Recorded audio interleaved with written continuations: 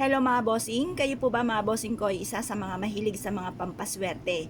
Naniniwala po ba kayo sa mga ganito mga pamamaraan?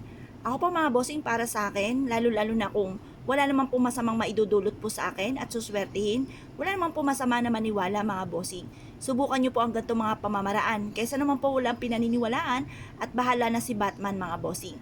Nga po mga bossing, bukod po sa sipag at tiyaga, pananalig sa mahal na Panginoon, double time sa pagkayod mga bossing, ay mainam na meron tayong mga ganitong mga pamamaraan upang sa ganon ay magtuloy-tuloy ang pasok ng swerte. Minsan po ba mga bossing ko ay napapansin po ninyo na parang asipag-sipag naman po ninyo mga bossing, pero parang sa walat-wala ang inyo pong kasipagan.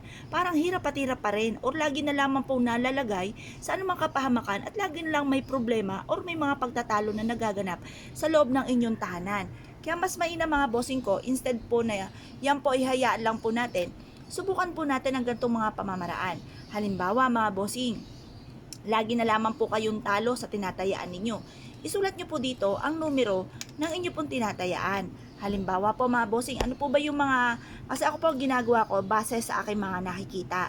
Halimbawa mga bossing, nakakita kayo ng isang tao na masayang masaya.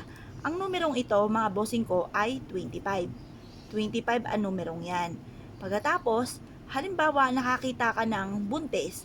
Ang buntes ay 33. Yan. Or kaya po mga bossing ko, kayo po ay nakarinig ng nag-aaway, ang numero na nag-aaway ay 17. Or kaya po mga bossing ko, kayo po ay may nakasalubong or kaya pala traffic dahil meron pong dadalhin na sa sementeryo. Ayun po ay 29. Kung hindi po 29, 19 or 9, pili lang po kayo doon mga bossing. Or kaya nakakita ka ng isang batang lalaki, yun po ay 7. Kung nakakita ka mga bossing ko ng matandang lalaki, yun po ay G's.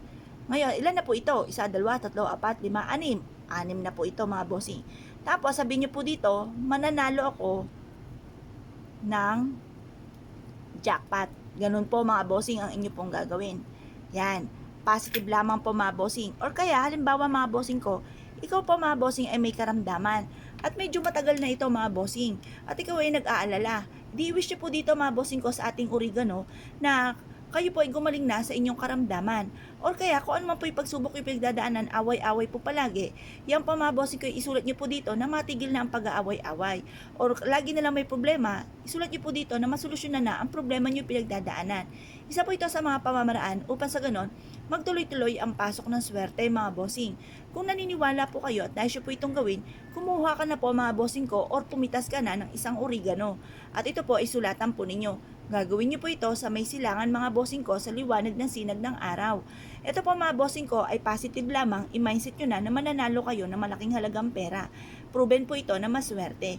Ngayon po mga bossing ko kayo pinaniniwala sa mga gatong mga pamamaraan, huwag na po kayo magpatumpik-tumpik pa.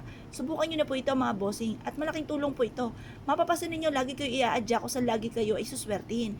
Kung naniniwala po kayo mga bossing, asya, subukan nyo na po ito lalo-lalo na kung meron naman kayong oregano sa inyong bakuran. Kung kayo pinaniwala at nais po itong gawin, asya mga bossing, good luck po sa inyo po lahat!